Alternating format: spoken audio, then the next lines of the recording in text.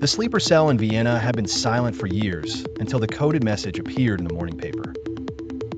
Clara sat at Café Central, her fingers tracing the edge of her porcelain cup. The headline was a trigger she had hoped never to see. Her quiet life as a restorer was over. She walked through the first district, avoiding the gaze of the tourists. The cobblestones felt uneven under her boots, a reminder of the instability lurking beneath the city's charm. She reached the safe house near Stephansplatz, her heartbeat mimicking the ticking of a countdown clock. Inside, the air smelled of dust and old paper. A man stood by the window, silhouetted against the gray Austrian sky.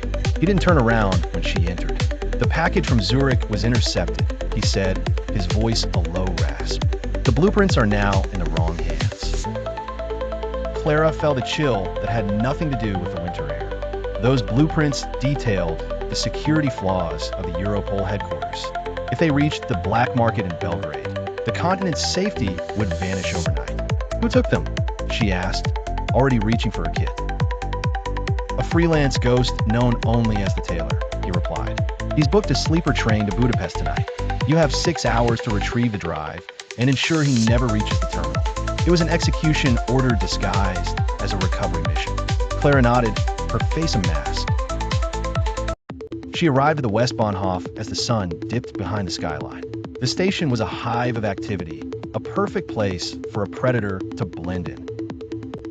She spotted him in carriage 4, a man in a tailored charcoal suit, looking every bit the successful banker. He was polished and lethal.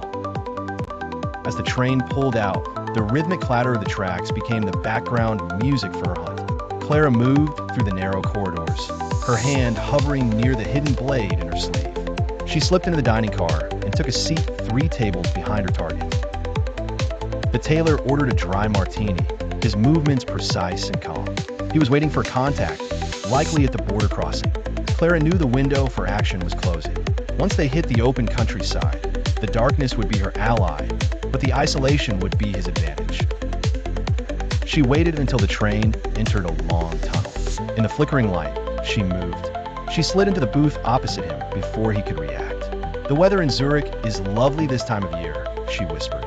The Tailor froze, his eyes narrowing as he recognized the threat. You're late, Clara, he said, showing no fear. But then again, you always were a bit slow to catch the scent. Under the table, she felt the cold metal of a suppressor pressed against her knee. It was a stalemate at 80 kilometers per hour. The tension was a physical weight.